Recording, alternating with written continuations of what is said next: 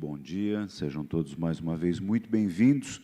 É com imensa satisfação que iniciamos o segundo dia do Congresso de Educação, Tecnologia e Conhecimento do SESI São Paulo, iniciativa que visa contribuir para a melhoria da qualidade da educação.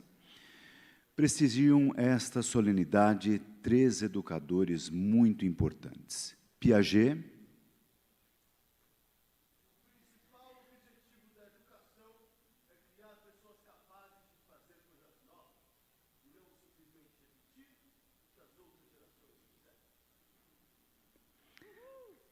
Maria Montessori,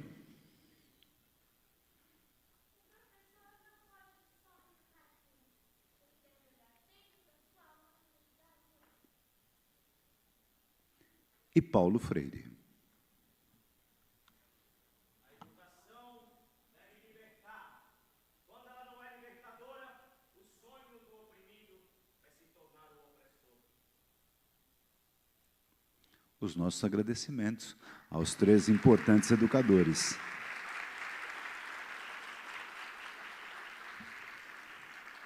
E nós informamos aos senhores que este evento também está sendo transmitido online através do site www.cesesp.org.br/cetec.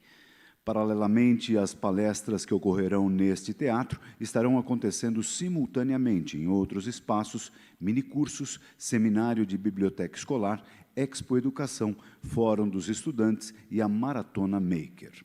Vocês poderão acompanhar toda a programação nos totens espalhados pelo centro de atividades. A nossa convidada especial para esta palestra magna possui graduação em Letras pela Universidade Presbiteriana Mackenzie, mestrado e doutorado em Linguística aplicada ao ensino de línguas pela Pontifícia Universidade Católica de São Paulo. Fez estágio de pós-doutorado em Didática de Língua Materna na Faculté de Psychologie et Sciences de l'Éducation da Université de Genève, na Suíça. Atualmente, é professora associada livre-docente do Departamento de Linguística Aplicada da Universidade Estadual de Campinas e pesquisadora do Conselho Nacional de Desenvolvimento Científico e Tecnológico. Tem experiência na área de linguística aplicada, atuando principalmente nos seguintes temas: multiletramentos, gêneros do discurso, ensino-aprendizagem de língua portuguesa e avaliação e elaboração de materiais didáticos. O tema de sua palestra será Dimensões do currículo e impactos com a reforma do ensino médio e a implantação da BNCC. Com vocês, a professora Roxane Rojo.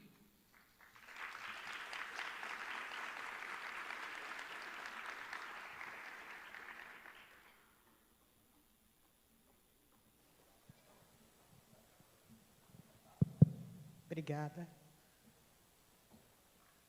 Bom dia, gente. Eu quero agradecer muito o convite dos organizadores do evento de estar aqui com vocês hoje. É um prazer para mim poder falar desse assunto. Acho que fui convidada na qualidade de... eu coordenei a equipe que redigiu, né, a Base Nacional Comum Curricular da BNCC. Eu acho que foi nessa qualidade que eu fui convidada para falar a respeito, né?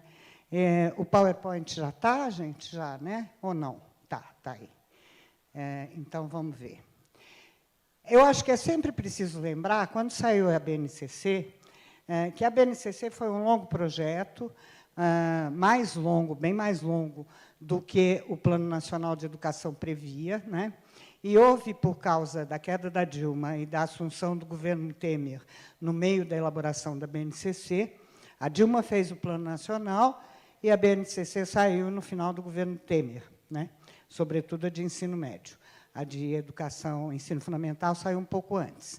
E houve uma grande grita, muito influenciada pelo governo que estava, né, e não pelas pessoas que estavam participando na elaboração da BNCC desde 10 anos antes, quase, né? Tipo, essa BNCC não, BNCC é intervenção e etc. Então, acho que vale a pena começar retomando a questão de onde vem a BNCC. Vocês se lembram bem que, inclusive, a Dilma nessa ocasião, também destinou, né, um tanto de dinheiro bem significativo do pré-sal para que o Plano Nacional de Educação fosse efetivado, né? Pois não. É que eu vou precisar ler. Ah, tá. Tá bom, tá certo. Tecnologia, tecnologia, né? Tá certo. Assim eu vejo. Só que aí eu fico com a luz bem na minha cara. Aqui. Pois não. Então, 2014, ela promulga, é lei, né, o Plano Nacional Decenal de Educação, 2014, 2024, já estamos quase que para lá da metade, né, e, segundo o relatório de 2018, apenas uma meta chegou perto, são 20, né, de ser, e diz respeito à educação infantil até a pós-graduação, né. Vou me concentrar, evidentemente, na educação básica, né? Então, o Congresso Federal sanciona o PNE, né, com a finalidade de direcionar esforços e investimentos para a melhoria da qualidade da educação no país, como eu disse, em todos os níveis, né? Tem força de lei, né, e tem incluída dela, nas suas estratégias de implementação, a elaboração de uma base nacional comum curricular, né? Daí a ideia de se começar a discutir a base. Houve várias fases de discussão da base nacional, né, com vários tipos de coordenação, sediados em universidades, fora das universidades, e, na fase final, já no governo Temer, essa coordenação passou para o Ministério, nomeadamente o atual secretário da Educação de São Paulo, o Roscielli, né, que coordenava várias instâncias de discussão e designou um instituto em São Paulo para fazer a redação final, tá? A partir das contribuições das discussões que estavam sendo coordenadas pelo Ministério, via Ministério, daí, né? Via oficial. A criação da base comum para a educação básica está prevista desde 88, é bom lembrar, quer dizer, não é uma coisa que a Dilma inventou no PNE, né? A partir da programação da Constituição Cidadã, em 96, a LDB menciona, também reforça a necessidade, mas só em 2014 é que a Dilma, então, criou mesmo o Plano Nacional de Educação, que inclui nas estratégias a Base Nacional Comum Curricular. Ela tem, como eu disse, 20 metas, nós não vamos ter tempo de ler todas, mas vocês estão disponibilizando esse PowerPoint, não é? Para todas as unidades, vocês podem se informar mais facilmente sobre isso, né? Mas vai desde universalizar a educação infantil na pré-escola, né, para as crianças entre 5 e até o 5 e fundamental, né, até a entrada no fundamental, e aumentar, atender 50% das crianças nessa faixa etária até o final da vigência do PNE, até 2024. Parece que é a única coisa que ainda está preocupando o Ministério atualmente, essa questão da educação infantil, né, e da alfabetização, que eles têm se manifestado, bem ou mal, mas o resto tudo não se fala nada, né? Vai desde isso, passando pelo fundamental, passando pelo médio, tal, até, foi para frente, meta 7, elevar a escolaridade média da população de 18 a 29 anos, que é baixa, para um patamar mais alto, quer dizer, efeitos que uma reforma como essa, se levada a efeito, teria, né? Elevar a taxa de alfabetização, que já não é muito baixa, a funcional é alta, mas o analfabetismo funcional é alto. Mas analfabetismo a gente já quase erradicou, mas, enfim, quer dizer, ela não só o plano prevê mudanças nos sistemas, mas também nos seus resultados sociais, né? EJA, considera a EJA, elevar a taxa bruta de matrícula na educação superior de 50% e a taxa líquida em 33%. Quer dizer, leva em conta a educação superior e, inclusive, pós-graduação, né? Formar em nível de pós-graduação, seja mestrado prof. Letras, essas coisas, né? Mestrado profissional, seja especialização, que já é considerada pós-graduação lato sensu, né? 50% dos professores de educação básica, né? Seria maravilhoso. O Estado de São Paulo teve um programa, uns anos atrás, eu coordenei língua portuguesa, que se chamou, da Secretaria de Educação, que se chamou Redefor, e que qualificou 25%, já dentro do espírito da... E foi à distância, um programa à distância, super bem sucedido, pelo menos na Unicamp, não sei se na USP e na Unesp também, foram as 3 estaduais. Depois parou, né? Alguns anos atrás, uns bons anos atrás. E valorizar os profissionais do magistério, rede pública, pelo meio tem também uma discussão de gestão, né? Da questão da gestão das escolas, etc. Então, o Plano Nacional é amplo, se implementado, seria um sonho de Paulo Freire, um sonho de Piaget, um sonho de Montessori, porque, inclusive, inclui itens para a educação especial, né, Montessori? Então, seria um sonho. A Base Nacional era uma das estratégias de atualizar currículos e mexer na disciplinaridade, que é, na minha opinião e de muitos outros, uma das dificuldades de ter currículos mais avançados, né? O fato da gente estar disciplinarizado, né?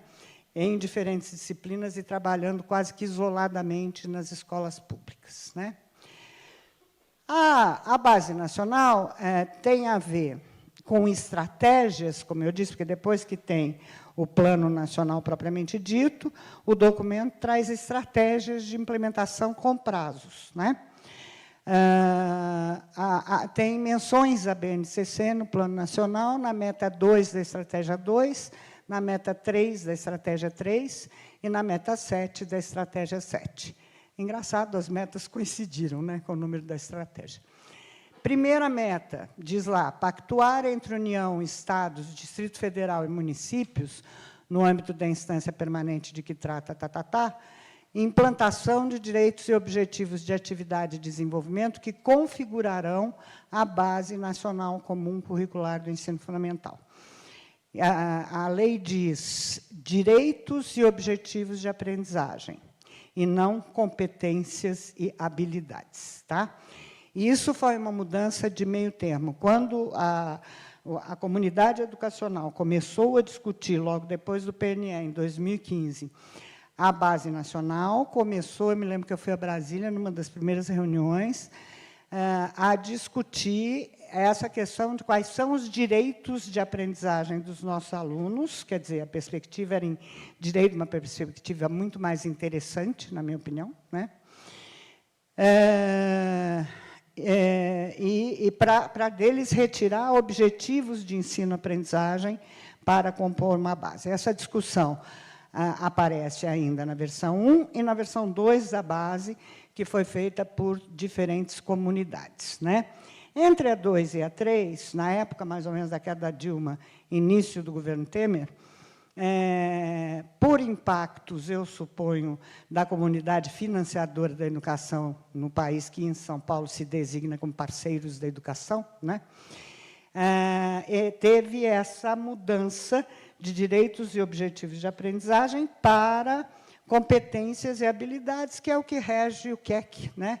O quadro educacional da Europa unificada, né?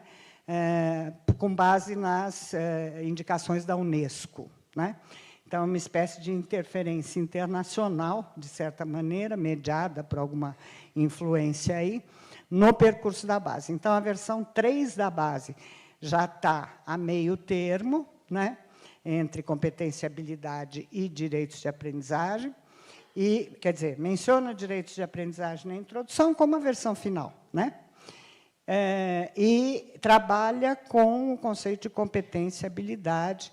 Isso é uma outra conferência que a gente teria que fazer, porque sim, porque não, competência e habilidade, né? Mas, enfim, é isso que está aí.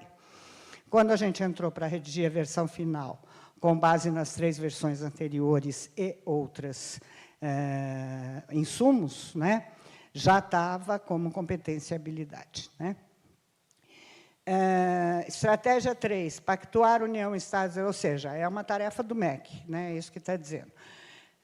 Para a implantação desses direitos, a implantação da base, que é o que está sendo feito já desde que ela foi promulgada em 2018. Nós estamos em 19?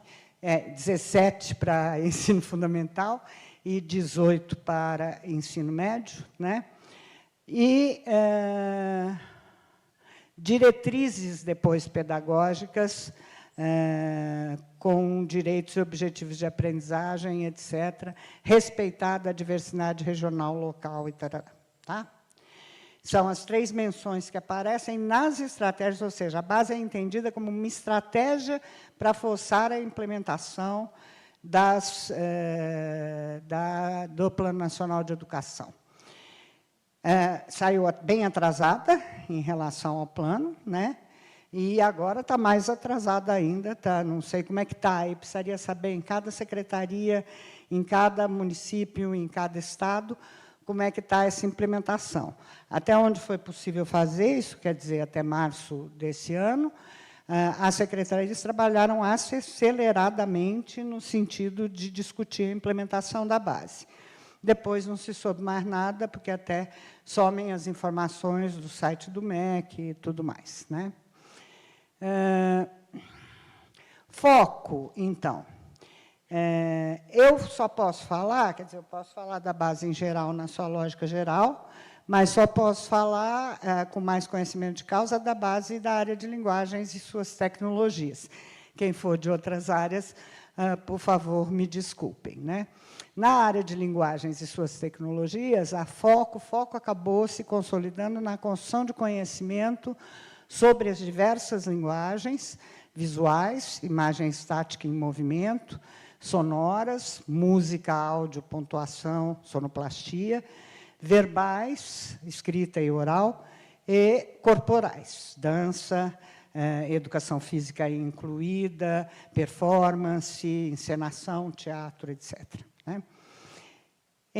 Sobretudo no ensino médio, né? Isso no ensino fundamental ainda é meio disciplinarizado, porque na base, cada componente ou disciplina tem o seu texto, na de ensino fundamental. Na de médio, não. O texto é efetivamente da área, só língua portuguesa é que tem um texto à parte, já chegarei lá explicando por quê. Né? Então, essas linguagens são objeto da área, né? Em diferentes mídias, ou seja, imagem e movimento no cinema mesmo, inclusive no cinema antigo, né? Mas também em vídeo e também digital. Né? Então, nas diferentes mídias, entra a tecnologia aí, é claro, buscando estimular a vivência pelos estudantes de experiências significativas, vivência de experiências significativas, experiências de recepção, experiências principalmente de produção. Né? A base enfatiza isso muito. Com práticas de linguagem situadas nas diferentes esferas ou campos de atividade humana. Impacto da teoria bakhtiniana, que boa parte do grupo adotava e boa parte da área adota na atualidade. Integra, então, os conhecimentos dos componentes, no ensino médio, sobretudo, de arte, educação física, língua inglesa e língua portuguesa. Como é que ficou a base, então? E houve muito sururu na imprensa nessa época, de que só teriam sobrado 2 disciplinas no ensino médio, né? Português e matemática, né? Porque são as 2 únicas disciplinas que têm os 3 anos, né? Que pegam os 3 anos. Já vou chegar nesse negócio já. Isso já foi delimitado pelo Ministério antes de chegar nessa última fase de elaboração da base, né? Não foi uma decisão tomada pelos elaboradores, foi uma decisão tomada pelo Ministério no governo Temer. Porque para abrir espaço no ensino médio para a entrada dos itinerários formativos, né? Que é um mistério total. Eu trouxe um caderninho, é um mistério total até agora, né? Sabemos que está com os parceiros. O que os parceiros vão fazer com isso, a gente não sabe. Vocês são parceiros. Vê se ajuda a gente a fazer uma coisa que preste nesse negócio. Mas, enfim, vamos lá. As competências gerais da educação básica estão ligadas, então, a 4 áreas, né? E aí tem umas esquisitices que derivam, né, se a gente fosse estudar, da própria história da educação disciplinar, né, em relação a disciplinas. Porque, por exemplo, matemática, que é uma disciplina, é, na base, também uma área. Né? Na minha opinião, ela talvez devesse estar integrada com ciências da natureza, não sei, né? Que é onde eu aplico mais os conceitos matemáticos, enfim. Mas ela é uma disciplina e, ao mesmo tempo, é uma área. Então, ela está de boa, está com tudo, ela tem 3 anos e mais alguma coisa. Né? A outra área esquisitaça, que aí ela ficou manquitola, assim, né? Para entrar os itinerários, é a nossa área de linguagens.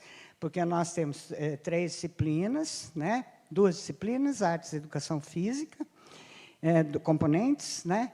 E, não, 3, artes, educação física e línguas estrangeiras modernas, que podiam ser 2, quando a gente começou a fazer, espanhol e inglês, e depois se resumiu a inglês, na maior parte das redes, mas nem todo mundo está obedecendo. Rio Grande do Norte, por exemplo, fez o currículo incluindo espanhol, porque ele já tinha uma tradução. O menino pode escolher espanhol ou inglês. Ele já tinha uma tradição de ensino de espanhol na rede. Né? Então, não é proibido. Né? A base é um referencial, embora ela seja também um documento legal. A nossa ficou esquisita, porque tem, então, língua portuguesa com 3 anos e as outras com praticamente 1 ano só, né, em termos de carga, para abrir espaço para os itinerários formativos.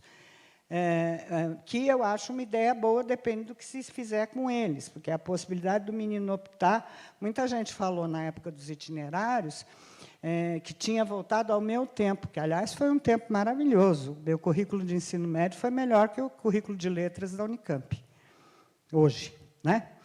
Tinha várias línguas, inglês, francês, literatura inglesa, literatura francesa, latim, né?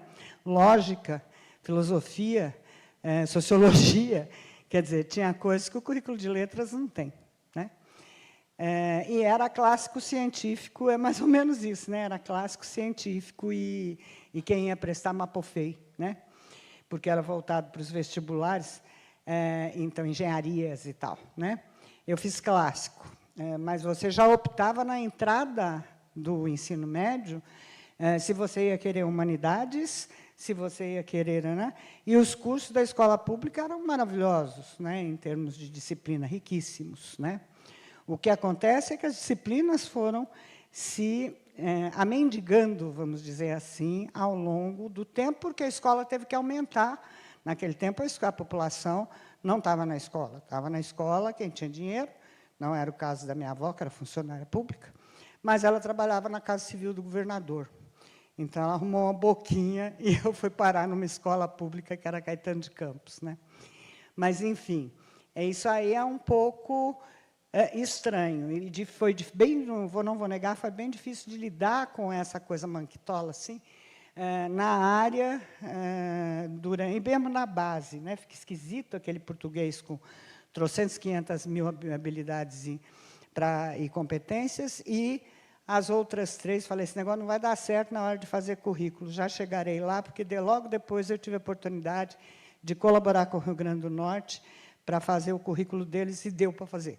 Então, eu fiquei mais sossegadinho um pouco. As outras 2 são mais tranquilas, né? Ciências humanas e ciências da natureza, porque são todas áreas... todas componentes pequenos e funcionando harmonicamente, tem nada de 3 anos pelo meio, né? Não fica essa coisa manquitola. Tá. Então, eles vão se distribuir igualmente, né? História, geografia, sociologia, filosofia, não sei o quê, e física, química, tá. De maneira mais igual. Né? E depois vem os tais misteriosos, veja, na base aparece em branco. Não é porque a gente não discutiu, a gente chegou a redigir os itinerários para a área. Tá? E levamos um bom tempo, trabalho e discussões muito interessantes nisso. Na hora de imprimir, o MEC tirou e ficou esse quadrado branco aí, Então, tem os itinerários formativos, que não são a formação profissional, não é o ensino técnico, né? Tem o ensino técnico profissionalizante, por exemplo, nos institutos federais, né? O ensino técnico profissionalizante, e quem não faz o ensino técnico vai ter que fazer os itinerários formativos. Pode fazer itinerário formativo e profissionalizante? Pode. Aí a escola e o sistema é que vai ter que resolver como casar uma com a outra ou não, né? E aí, como é que fica na área de linguagens e suas tecnologias, né? Então, fica essa coisa esquisita, manquitola, porque matemática corresponde a uma área, não tem problema nenhum, eu sozinho, né? Mas aí fica essa língua portuguesa com um currículo de 3 anos e as outras disciplinas, possivelmente, com um currículo de 1 ano. O sistema pode resolver espalhar essas aulas dos outros componentes pelos 3 anos e misturando com os itinerários formativos? Pode. Isso é o sistema que vai resolver como é que vai fazer, tá? De cada estado, né, e de cada município, né? Conceitos estruturantes da área de linguagem. Quanto tempo eu já falei, minha filha? Quanto? Ah, tá maravilha.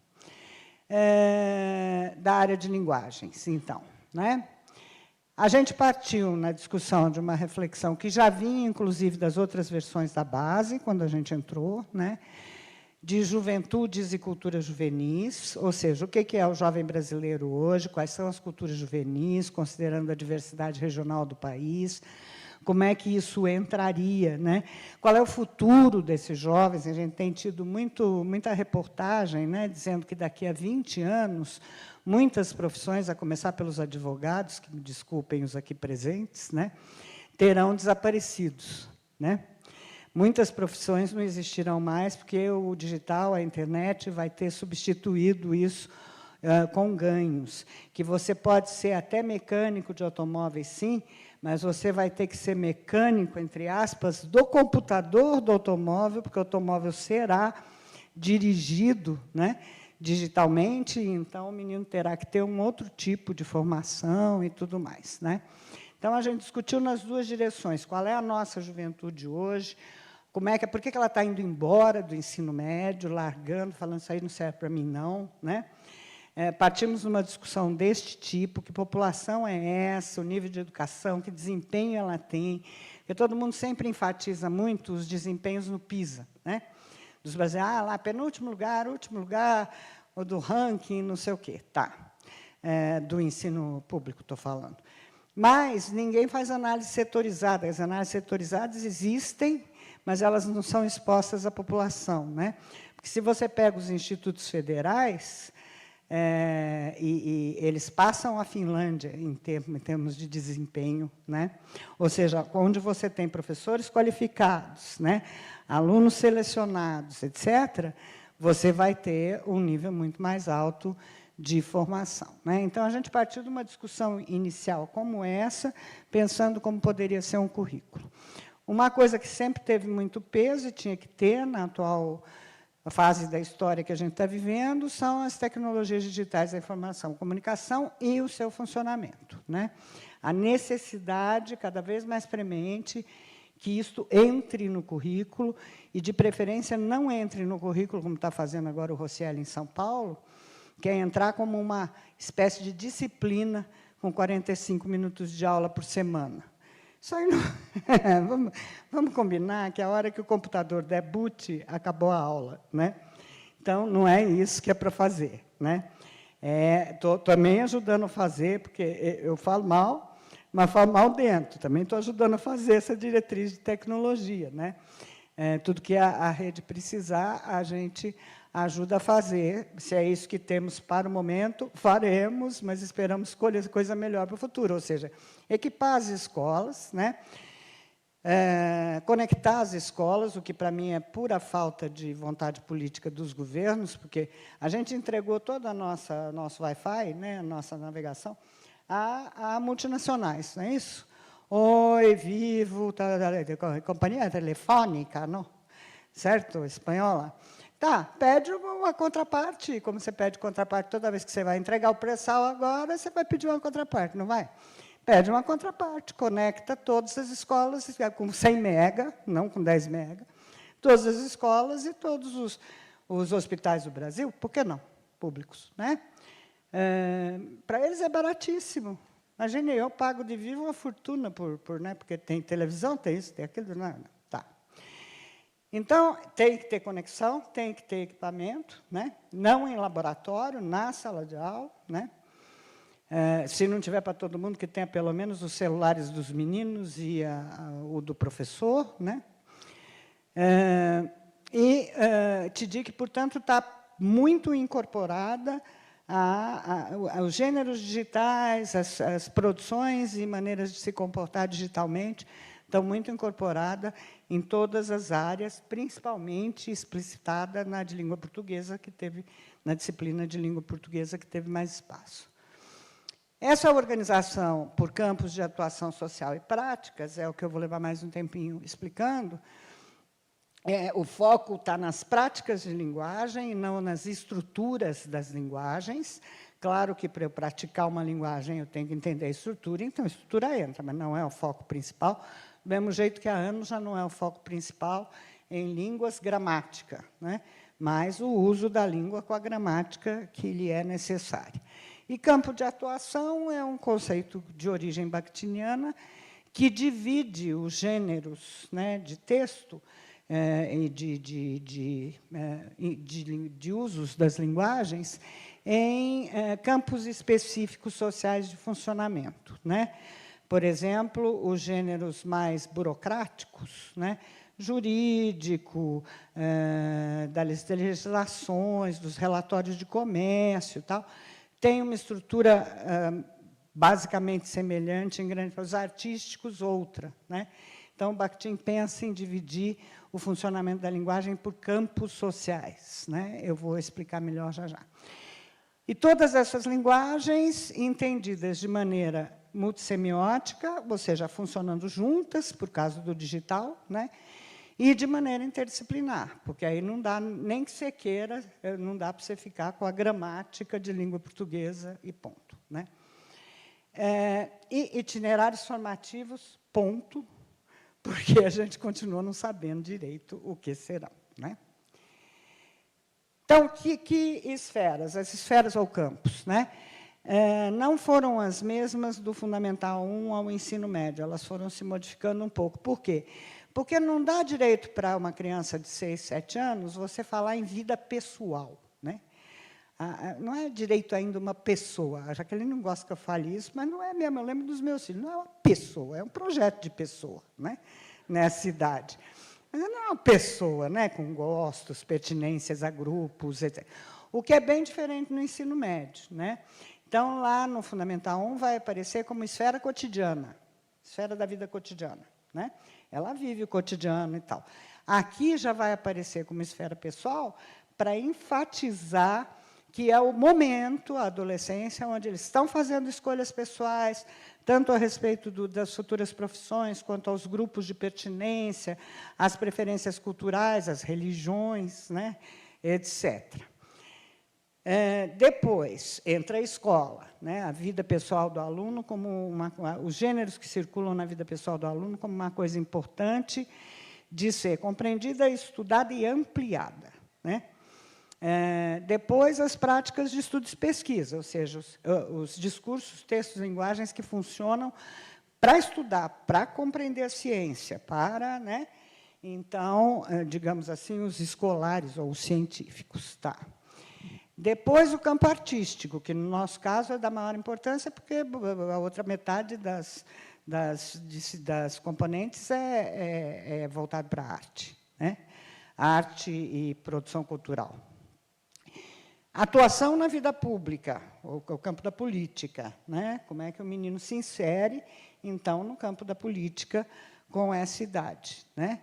E jornalismo e mídia, pela importância, e aí entendido jornalismo e mídia como televisivo, radiofônico e principalmente digital, né? Hoje em dia, pela importância que eles têm na formação de opinião e até no cogoverno, vamos dizer assim, das nações hoje em dia, né? Aí eu tenho um detalhamento. Quanto tempo eu tenho? 20. Então, eu acho que eu vou passar mais rápido nesse detalhamento, mas como vocês vão receber o PPT, vão receber o PPT. Aí vocês podem olhar mais devagar, né? Vou passar só pelo geral, não vou passar pelos coloridinhos bonitinhos, que, aliás, ficaram com a letra muito pequena para um auditório desse tamanho. I'm sorry. Desculpe. Mas o campo da vida pessoal é a ideia de articular as aprendizagens, ele articula as aprendizagens relativas aos outros campos. Quer dizer, dá um exemplo bem troncho. Você chega lá e fala, menino, você gosta do quê? Ah, eu gosto de funk. Ah, tá. Então, legal. Então, canta aí, me conta os seus funk, que eu não conheço, e tal, vamos trocar.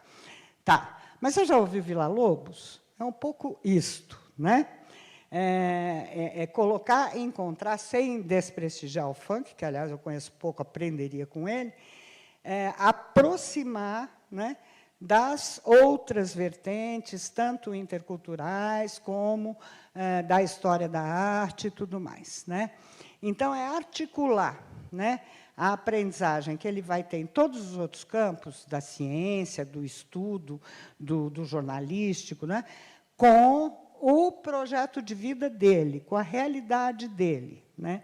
Eu lembro quando a gente começou no currículo do Rio Grande do Norte, foi essa a primeira, né? Eu lembro, nós viajamos muito, fomos para Caicó, fomos para Mossoró, fomos para não sei o que lá, no limite já com a Paraíba, andamos de ônibus pelo sertão, coisa danada, para conversar com os professores, para ver a diversidade regional dentro do próprio Rio Grande do Norte, né? Que talvez o Estado de São Paulo não tenha tanto assim. Tem, mas não é tão acentuada, né? Natal é uma coisa, o sul do Rio Grande do Norte é outra completamente diferente. Então, essa articulação teria que ser pensada um pouco localmente, inclusive com as profissões que estão disponíveis naquela escola de ensino médio naquela região e tudo mais, né? Quando a gente pensa em termos de Brasil. E aí entra a questão da condição juvenil, eu vou passar rapidinho, das preferências e pertencimentos, é um pouco saber sobre si de maneira mais consciente e discutida, né? Os estudos, pesquisas e debates que existentes sobre condição juvenil, os projetos de vida que cada aluno tem. Rossielli está, inclusive, inventando isso, além da disciplina de tecnologia, vai ter uma disciplina, mais uma aula de 45 minutos, de projeto de vida. Vamos combinar que não é bem isso, era para estar permeando as discussões de toda a área, né? Tá, aí vai ter a firulinha de cada um, que é esse pedaço que eu vou pular. Vida pública, política, né? A participação política de opinião, de apreciação, de acompanhamento, de fiscalização e de defesa de direitos na atuação cidadã. Quer dizer, eu, jovem, na vida pública, né? E que isso, hoje em dia, mais do que a minha juventude, eu diria, né? Não, a minha juventude também por causa da ditadura, mas antes da ditadura, não, né? O jovem não tinha muita atuação, não.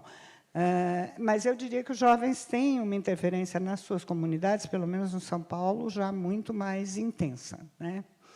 Também não vou ter tempo de detalhar, mas é isso, é discutir os gêneros, ou trabalhar com os gêneros que tragam opinião, apreciação para a informação, definir, por exemplo, no digital, mecanismos de acompanhamento e fiscalização do que rola, fake news, pós-verdade, etc., mas também abaixo-assinado, essas coisas que a gente faz que pode interferir, né, na própria política, e defesa de direito, discutir como é que se faz. São 5 habilidades nesse caso. Tá? Depois vocês olham mais devagarinho, e isso está lá no Chega de Firula, Práticas de Estudo e Pesquisa. Aí é os gêneros mais escolares mesmo, né? Então, é para estudar, ensinar a pesquisar, trabalhar com um estudo envolvido numa pesquisa que a ação é a partir do menino, né? E discutir a democratização do conhecimento. São 8 habilidades, né? Aprender a planejar e organizar o estudo, o que estudar, por quê, como, fonte, tempo. As coisas que a gente ensina mais na universidade já está desde o ensino médio, sendo trabalhadas, né? O uso de gêneros e procedimentos de apoio ao estudo, né? Resenha, resumo, esquema, esquematização, etc. O uso de conhecimentos linguísticos das várias línguas e linguagens, né? E do conhecimento dos gêneros para compreender e produzir textos nas outras áreas, né? Fazer um texto em ciências é bem mais difícil para eles. Então, a língua portuguesa também vai trabalhar com os textos científicos, né? E aprender a aprender, né? Coisas de Unesco, aprender a aprender. Uai. Jornalístico. Já falei? Não? Sim? Já? Não? Não entendi. Ah, thank you.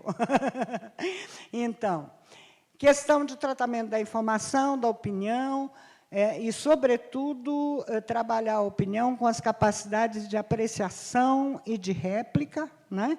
Quer dizer, não é só simplesmente dizer gosto, não gosto, está certo, está errado, mas justificar, saber argumentar, saber persuadir, etc. Aí são, sobretudo, os gêneros argumentativos que estão em questão, né? Para trabalhar a discussão fundamentada, crítica e ética das questões de relevância social, né?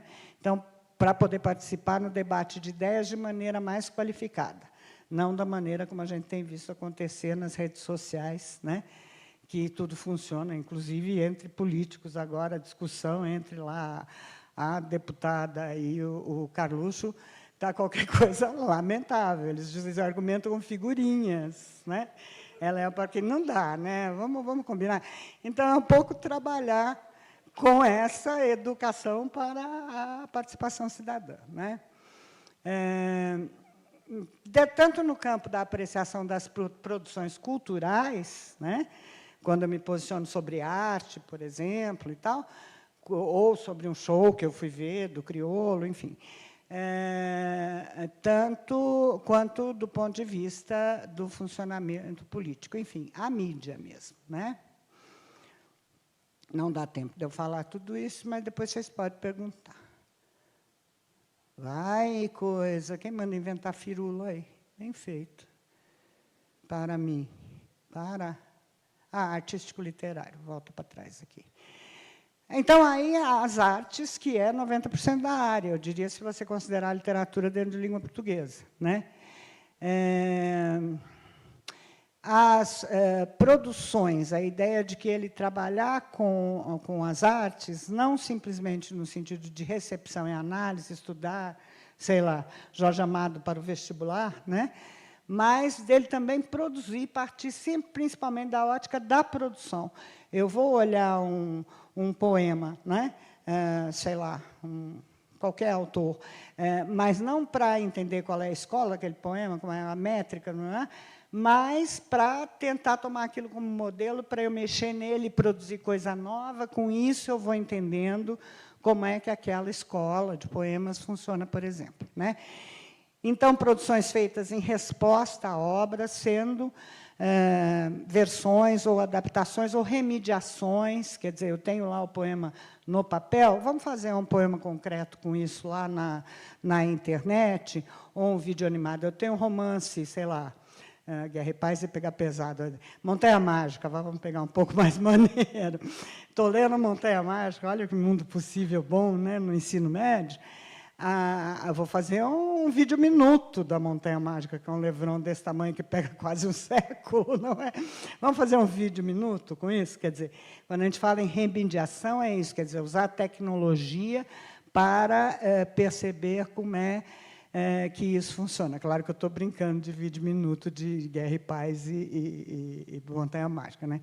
Estilizações, paródias, produções de cultura de fã, como fanfic, fanclip, trabalhar com o vídeo em geral, os remixes, né, os videominutos, tal.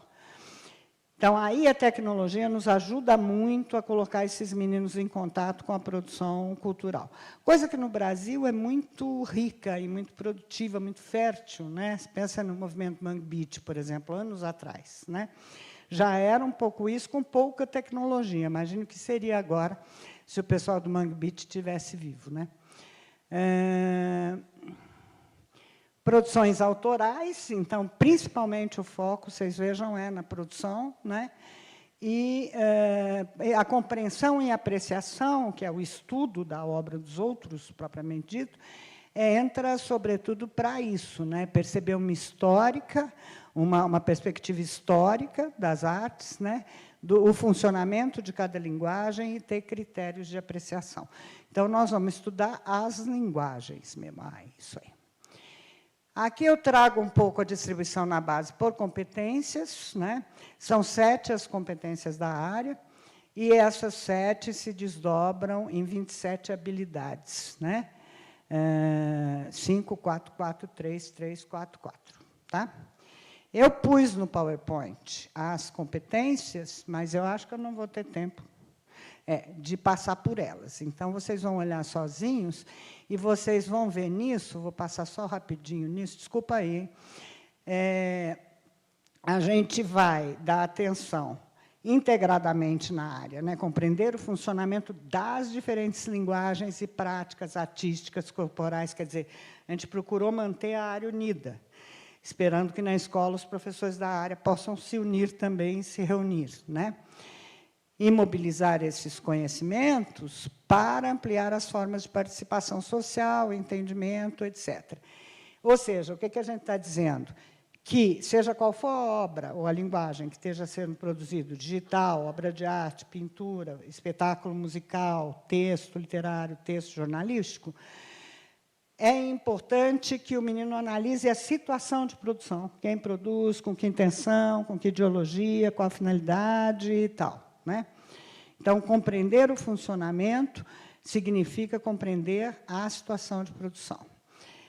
E aí, analisar os discursos, ou seja, identificar os processos, conflitos, relações de poder que permeiam, né, cada texto ou obra multissemiótica.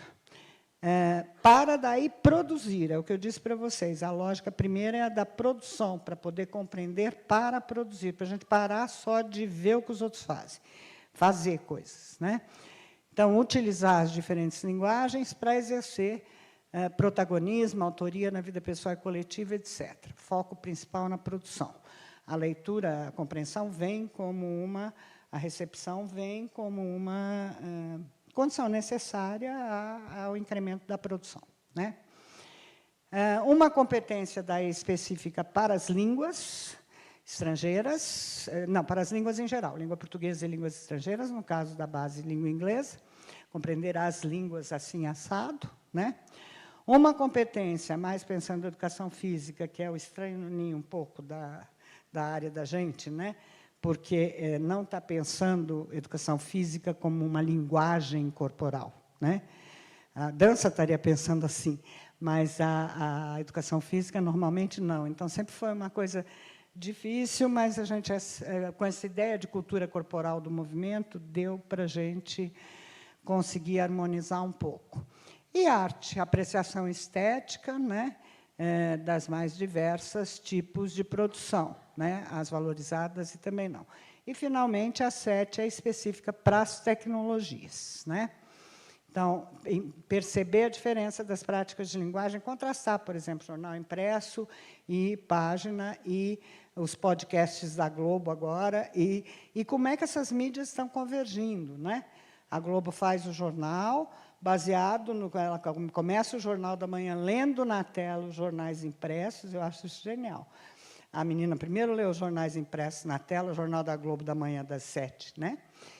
Daí eles fazem o jornal deles, com entrevista, telejornalismo, e terminam falando, ouça o podcast do fulano de tal sobre esse assunto lá na internet, quer dizer, convergência de mídia, né? Então, entender um pouco isso e como é que isso funciona. Itinerários formativos, sei lá. Daí, né? Itinerários formativos, sei lá. Está posto lá, né? E eles têm um tempo considerável. O que eu coloquei aí no PowerPoint são as coisas importantes e que estão no caderninho. Se vocês quiserem, eu posso depois esperar xerocar o caderninho, ou pelo menos escanear, para vocês poderem passar. Isso é um caderninho que o Rossielli deu no último dia do mandato dele, sobre itinerários formativos. Antes disso, ele tirou da base tudo que a gente tinha feito sobre itinerário formativo, né? A gente tinha feito uma proposta assim, que os itinerários formativos tomassem um formato não tradicional escolar, de tantas aulas dedicadas a um tema, né? Mas que pudessem funcionar de outras maneiras, por exemplo, como laboratórios de comunicação e mídia, observatórios da imprensa, né? Onde o menino fosse aprender mais sobre jornalismo. Se a questão era literatura, fazer clubes de leitura, né? Tem aquele filme lá daquele professor que tinha os seus alunos, não é? Fazer clubes de leitura onde se possa apreciar a literatura e fazer uma formação mais para a arte, né? Uma incubadora de plataformas, ideias e projetos para fazer propostas sociais no campo da política. Um núcleo de práticas e estudos sobre as culturas de fã, né, que na juventude é muito importante. Um observatório da comunidade, para fazer estudos de meio e poder contribuir para a comunidade local. Núcleo de estudos sobre a juventude, oficinas culturais e desportivas, no caso de educação física, né, para propor para a comunidade, enfim, algo que não fosse tão disciplinarizado e que fosse mais protagonista mesmo, né? Isso tudo sumiu da base, quando a gente viu, no final, arrancar toda a parte de itinerário formativo, e, no dia do lançamento da base, próxima, última semana de gestão do Rocieli, ele deu esse tal caderninho aí. Obrigada, meu lindo. O caderninho diz, com muito bom senso, não sei o que virá depois do caderninho, porque a gente não sabe nem quem fez o caderninho. Disse que foram os parceiros, a Lema, nomeadamente. Mas vai saber, né? Apareceu o caderninho. Mas tem coisa que não está tão ruim, né? Assim, no caderninho. Que, para pensar os itinerários, a escola deve. Então, lembre que o itinerário terá aqueles 2 outros semestres, né? Que seriam, claro que distribuído. Como é que a escola vai distribuir? Se ela vai querer botar em 2 semestres no lugar de língua portuguesa, se ela vai querer botar todo o tempo durante os 3 anos, sabe? Se ela vai querer distribuir, aí é o sistema que vai decidir, né? Mas, diz o caderninho, que deve partir da escuta dos professores e da sociedade da região. Então, para uma secretaria estadual, como a do Rio Grande do Norte, por exemplo, isso já é uma dificuldade, porque as regiões são muito díspares, mas eles têm razão em dizer isso, porque justamente por isso eu teria que pensar o que é interessante para a formação, que não é formação profissional, mas é uma formação já mais próxima da vida adulta e do trabalho, teria que ser local mesmo, né? E aí eles sugerem que se faça rodas de conversa com os professores, com as pessoas, questionários estruturados, inclusive eles dão um anexo de questionário estruturado, e seminários regionais para discutir isso. Não vi isso ainda acontecendo, porque aí entrou o novo governo e a implementação da base meio que parece ter parado. Pode ser ignorância minha, mas acho que parou. Ter um diagnóstico claro da rede. Quantas escolas de ensino médio tem nessa rede? Qual é a estrutura física? Quem é o corpo docente? Por exemplo, arte. Primeiro que a gente nunca sabe de que arte é o professor, né? Ele, em geral, é de artes plásticas, majoritariamente, mas pode ser de música, teatro, etc. E, às vezes, você não tem corpo docente de todo também, né? Espanhol, no Rio Grande do Norte, por exemplo, nem sempre tem professor de espanhol. Então, ter um levantamento bem claro na secretaria, seja municipal, seja estadual. Corpo docente e tal. Possibilidade de parceria, olha eles aí, né? Com outras instituições. Olha, nós aqui, através dos parceiros, né? Dinâmica territorial, estrutura de transporte escolar, não entendi por que isso entrou. E capacidade financeira organizacional, 0, né? E articulação, -1. Tá. A perspectiva do professor, né? Então, vocês me deram, quando pediram um tema, que a gente discutisse, aí eu estou devolvendo a bola para vocês, como é que fica, porque eu não sou professora nem de ensino médio, nem mais, né? Já fui na vida, mas não sou mais há muitos anos, e nem da rede pública. Mas como é que fica da perspectiva do professor, né? essas questões. Por exemplo, ele não está habituado com interdisciplinaridade, isso implica um funcionamento interdisciplinar. O material didático, como é que fica? E aí, para minha surpresa, esse é muito esquisito, né? A gente se deprime, tudo, e depois acontecem umas coisas que você percebe que você devia lembrar que o mundo é vário, né? E que a história não é linear, né? Aí me liga, 2 semanas, 15 dias atrás, um mês, um menino, João Quaresma, lindo nome, adorei o nome dele, liga, não, manda e-mail, que está no PNLD, aparentemente organizando a coisa, conversando com os livreiros. Quando eu digo menino, é um menino mesmo, ele deve ter uns 27, 28 anos. Ele estudou políticas públicas, e nessa bagunça que o mundo o atual governo botou ele lá para organizar o PNLD. Deus é pai, né? Deus é pai. O PNLD é um projeto muito caro para mim, que a gente levou anos para estruturar, que eu não queria que fosse sucateado, como muita coisa está sendo.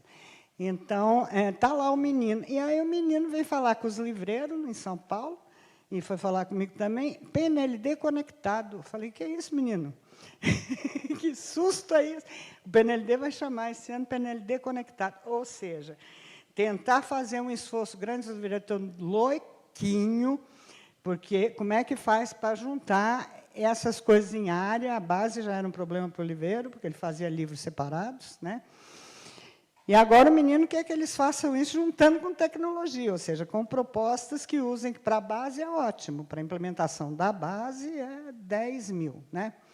Então, fiquei contente com essa história, boas notícias. Agora, já vou avançar. A primeira leva vai ser uma porcaria, porque os livreiros e os autores da minha área, estou falando da área de linguagem, não sabem fazer isso. Se alguém sabe um pouquinho mais, e se alguém devia nuclear isso, são os meninos de arte. Mas, como tem muito pouco livro de arte, né, no mundo do livro didático, eles não são muitos também, né? Educação física não sabe pensar isso, língua portuguesa, letras também não sabe pensar isso direito. Está um pouco melhor, mas não sabe, né? A elaboração da matriz curricular, tendo em vista.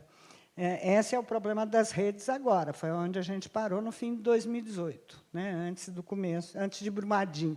Eu divido a minha vida atualmente antes e depois de Brumadinho, né? Porque depois de Brumadinho, aquela inauguração, né, valeu para o resto do ano. Enfim, como é que vamos fazer com esses itinerários formativos? Como é que os sistemas vão discutir isso, etc. E essa questão, e são eles mesmos que estão dizendo, né, no livrinho aí sobre os itinerários, dos aspectos de transversalidade, integração de áreas, de diversidade e de inclusão, ou seja, de contato com cada região, cada necessidade. Isso não é fácil de fazer, não. Mas tem muita coisa, só para finalizar, a última palavrinha, de sugestões disso nas estratégias do PNE, do Plano Nacional de Educação, lá de 2014, que a gente largou mão depois que acabou a discussão. Se a gente retoma para ler, tem muita coisa dessa questão de mapeamento da diversidade e inclusão lá no PNE, nas estratégias. Tá? Eu acho que foi isso. Agora, com vocês, vamos debater.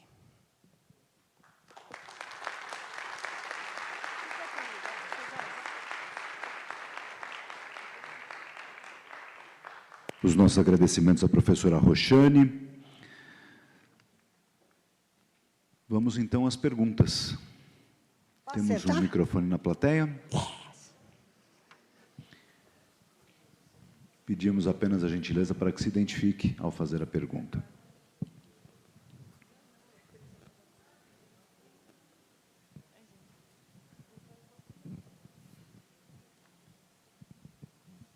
Bom dia, professora. Muito obrigada pela palestra brilhante. Obrigada. Meu nome é Nádia, eu sou de Vinhedo, em Indaiatuba. Dentre as muitas coisas que você falou, duas ficaram muito fortes na minha cabeça. Que a juventude tem feito... Está falhando, querida. Que a juventude Isso, tem feito, sim, interferências, sobretudo em São Paulo. Né? Eu... Desculpa. um acaso, conheço bastante coisas que estão acontecendo na Zona Leste. Impressionante. Eu acho que ele está de mal de mim. Eu não quero que você fale da Zona Leste. Porque, né, inclusive, é bom que continue invisível, né, mas, enfim. Então, eu conheço várias coisas acontecendo. Você falou também do Mangue Beach, né? Chico Science deu aqui até uma vontade de chorar. Então, eu gostaria que você falasse um pouco mais nessa direção, né? A juventude produzindo, fazendo, acontecendo. Aí vem a coisa do Bakhtin, dos gêneros, enfim. Se dá para fazer um gancho aí, por favor. Eu acho que essa ideia, ela meio que junta todos os campos, né, de atuação nela, porque em fazendo arte, por exemplo, em fazendo um coletivo de arte, seja esse coletivo de slam, seja esse coletivo de musical, de dança, de maracatu, de abacuato, que se faz, estou pensando na capital agora, mas, veja, Vinhedo, Campinas, grandes cidades, tal. Agora, uma questão em São Paulo que a gente tem que pensar é assim, outro dia eu precisei comprar, eu estou fazendo um parêntese, tá? Mas vou voltar para o seu jovem já. Precisei comprar jornal para pintar as portas da minha chácara lá em São Pedro. Sabe quanto eu tive que andar para achar uma banca que tivesse jornal? Para comprar, para forrar as portas, não era para ler, não. De lá de Águas de São Pedro até aqui Barão Geraldo. Nenhuma, primeiro não tinha banca em lugar nenhum de jornal, né? Não tinha banca, o jornal vendia no posto de gasolina, etc. Segundo, quando tinha, não tinha jornal, tinha tudo menos jornal, né? Tá bom que banca de jornal está acabando, porque o impresso está acabando por causa da internet, mas essa é uma preocupação que eu acho que a gente tem que ter, por exemplo, que o povo do Islã supera de longe, né? Como é que eu trago, como é que eu mantenho, acho preocupação na nossa área, como é que eu mantenho o verbal como algo, não necessariamente verbal escrito impresso, mas também, né, como algo tão valorizado quanto, como uma experiência diferente e tal, porque a tendência é desaparecer mesmo. Banca de jornal, no meu bairro, lá em São Paulo, que é no centro, está virando tudo espaço gourmet para tomar um cafezinho. Os caras compram a banca, mas para abrir um barzinho de esquina, entendeu? Então, isso as livrarias estão falindo, como vocês estão vendo, etc. E tal. Mas isso é um parêntese na história dos jovens, porque eu acho que esses movimentos de juventude, geralmente, eles não vão separar e eles vão incorporar. Eles estão muito voltados à área, às questões das artes, mas como manifestação política e de... você veja, quando, né, nesse governo, o que a gente teve de grandes manifestações? As coisas dos meninos, as coisas dos jovens, né? Da universidade, sim, mas não são os professores, não, né? São os meninos dos primeiros anos de graduação, são os meninos de ensino médio e tal.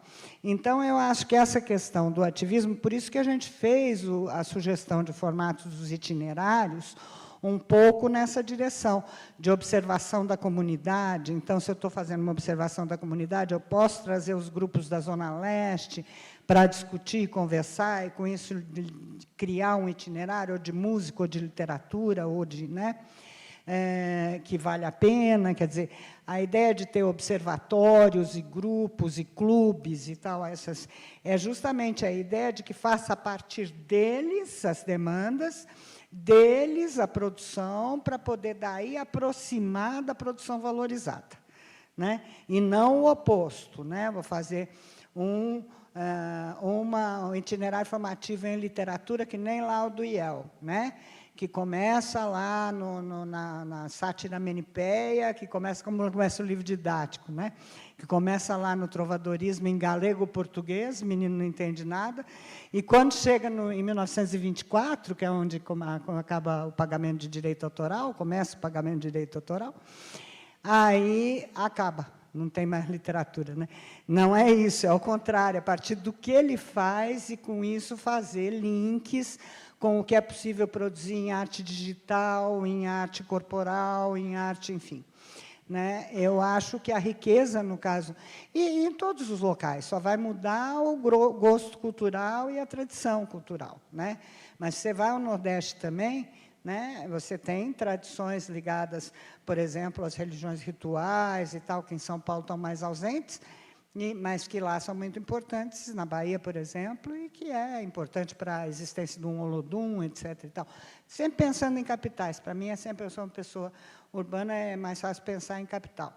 Quanto mais vai para o interior, acho que a questão é mais complicada. Onde você entra em zona rural, então, nem se fala, porque aí nem tem conexão, né? Então, eu acho que vai um pouco nessa direção. Seria muito importante enfatizar nos currículos, abrir esses espaços em que eles possam manifestar as suas preferências, a sua cultura, etc. Ali, filha, alguém pedindo palavra ali? Ali. Bom dia, Bom professora. dia, professor. Meu nome é Maurício. Maurício. Eu queria voltar um pouquinho no início da sua fala, quando a senhora mostrou ali a primeira e a segunda versão da base, que trazia o conceito de direitos e objetivos de aprendizagem. Né? Isso. E depois, as outras versões, voltou para a competência e habilidade. E aí me parece que isso traz uma mudança significativa de perspectiva. Sim. Que educação nós queremos. Né?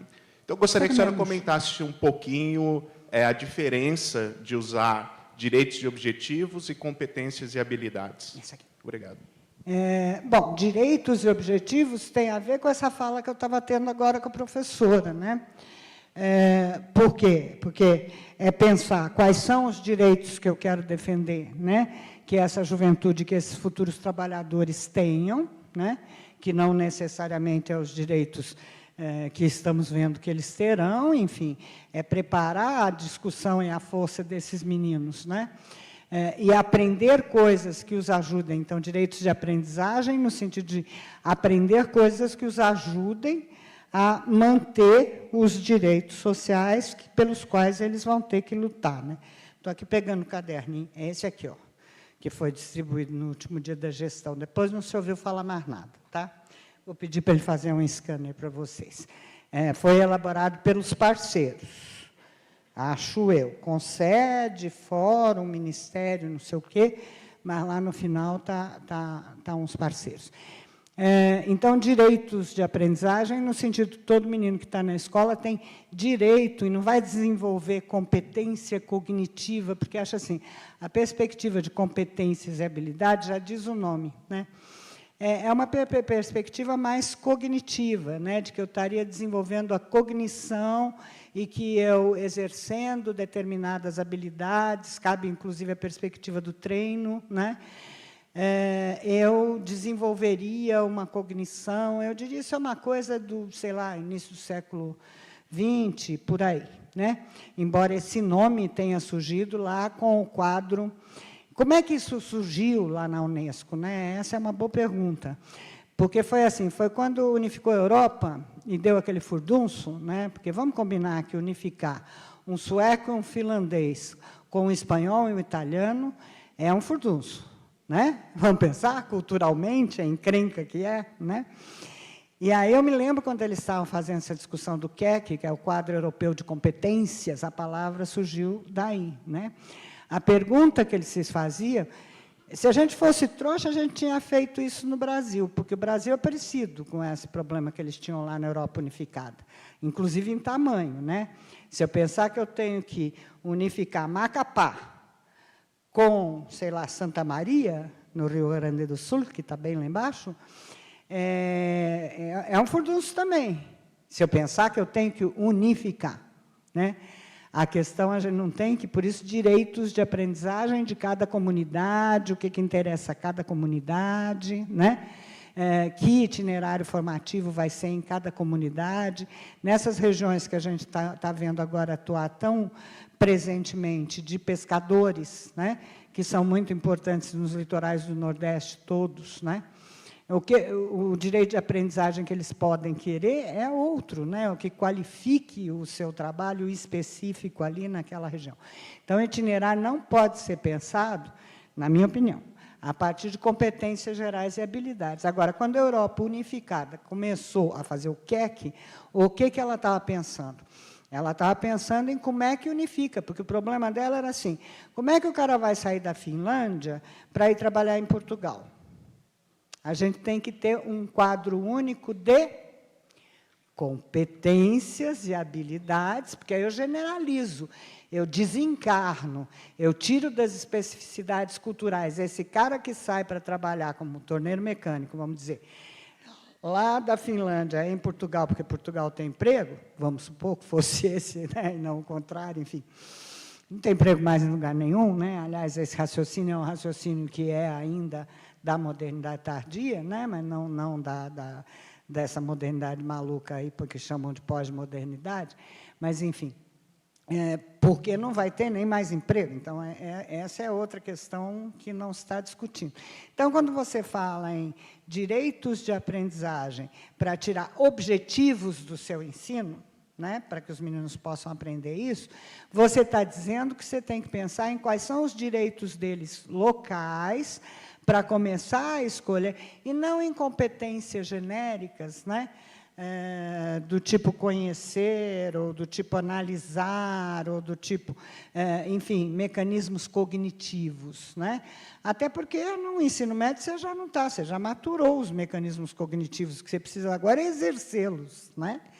Então, a gente preferia essa primeira versão, que está no plano nacional, mas que some da BNCC justamente pelas mudanças ideológicas e políticas que o país sofreu entre 2014 e 2019, mesmo ainda antes no governo Temer e tal.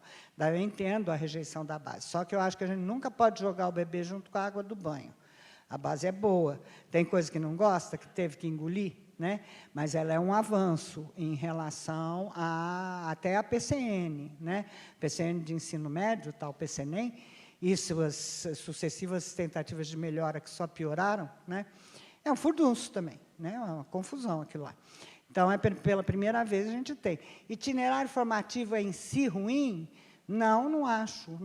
Acho bem interessante que ele possa estar dedicando seu tempo, em vez de a disciplinas e estudar pontos para cair no vestibular, ele possa estar fazendo alguma coisa mais mão na massa. O problema é que tipo de itinerário vai se fazer, porque se fizer itinerário só para dar aula para os professores que ficaram sobrando lá na escola, que é uma possibilidade bem concreta, né? Aí, pronto, jogou de novo o bebê com a água do banho. Né? Então, não sei se eu respondi, mas eu acho que é um pouco isso, né? A ideia de competência e habilidade ganhou esse estofo todo na conjuntura da unificação da Europa. Agora, nós não estamos nem na conjuntura de unificação do Brasil, muito pelo contrário, né? E nem apoiando essas perspectivas cognitivistas que estão tendendo a voltar. Né? Por exemplo, agora no plano de alfabetização desse governo. Né? Então... Vamos para a última pergunta. Nossa, já. O tempo voa. Primeiro, bom dia. Bom dia. Obrigada pelas reflexões. Eu que agradeço. Eu sou Fabiana, Faculdade SESI. Ainda estou em formação. E aí, assim, eu queria pedir as suas reflexões em relação justamente a isso, né? Porque agora os profissionais também começarão a ser formados por área. Se em algum momento, quando foi desenvolvido o BNCC, pensou também nessa questão. Como assim, formados por área? Porque a gente, por exemplo, na Faculdade SESI, já está tendo a graduação de formação por área. No meu caso, área de humanas. Então, já estou adquirindo uma formação por área. Ou seja, ele vai ter um diploma em humanas? Isso. E não em geografia, história? Não, é. E aí, como que isso também, se foi pensado, eu como acho que vai que ser é esse profissional? Eu não sei se isso é uma tendência ou se é uma particularidade da faculdade que você está, né? Tentar fazer um profissional da área de linguagens. Eu não vi essa discussão acontecer, por exemplo, na Unicamp, né? E nem na USP. Então, não sei se todas as faculdades vão querer fazer diplomas de área de linguagem. Seria uma coisa, na Unicamp, eu acho que quase inviável. Isso implicaria a junção do Instituto de Estudos da Linguagem, do IA, do Instituto de Artes, né? e de algumas coisas do IFISH, que é o Instituto de Filosofia e Ciências Humanas, né? Seria uma inviabilidade, não diz nada que os professores terão que ser formados, ao contrário, você continua tendo os componentes, ou seja, as disciplinas, no nosso caso, educação física, inglês, e arte e língua portuguesa. Falta uma. Hã? Educação física. Falei, educação física, arte, língua portuguesa e inglês. Isso. As duas únicas que estão num único instituto, letras, língua portuguesa e língua inglesa, né? Agora, o resto está em outros lugares. A arte está no IA, no Instituto de Arte, né? E, agora, a arte, por sua vez, você já tem artes, né? Porque é música, é teatro, é não sei o quê, não sei o quê.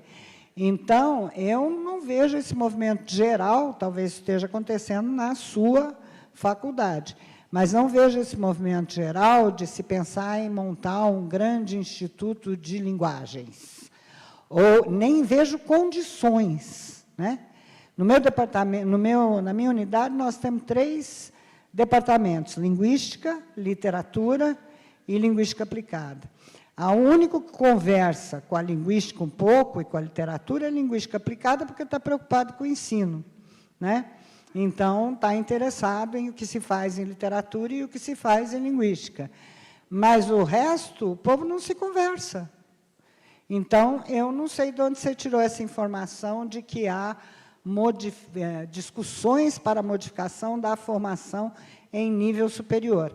Eu acho que isso seria um desastre, porque o que a gente precisa é de pessoal qualificado e cada vez mais qualificado naquilo que estuda, seja dança, seja música, seja linguística, seja literatura, né? Então, eu acho que se isso acontecesse, aconteceria uma diluição muito grande do currículo do ensino superior. Eu não ouvi falar disso ainda, né? Muito bem. Porque você pode ter estágios, talvez, mais voltados a isso. Desculpe. Imagina. Os nossos agradecimentos, então, à professora Roxane Rojo.